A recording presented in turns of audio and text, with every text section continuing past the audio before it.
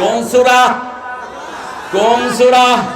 পড়েন কুল হুয়াল্লাহু আহাদ আল্লাহুস সামাদ লাম ইয়ালিদ ওয়া লাম ইউলাদ ওয়া লাম ইয়াকুল লাহু কুফুয়ান।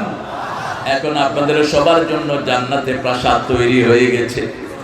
এই সূরাটা 10 বার যে পড়বে তার জন্য জান্নাতে প্রাসাদ বানিয়ে দিবেন কে? তাহলে আমরা মুমিন হতে রাজি আছি তো?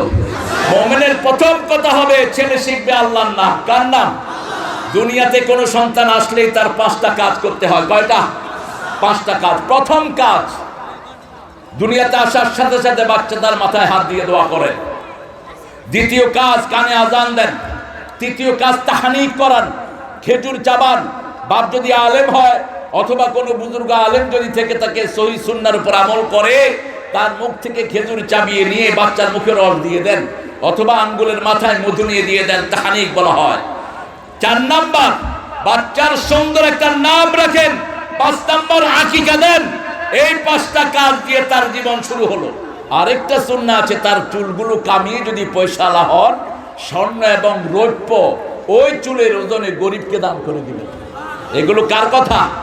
আল্লাহর কথা। তারপরে যখন সন্তানটা কথা শিখবে, সন্তানের মুখে ধরিয়ে দেন লা ইলাহা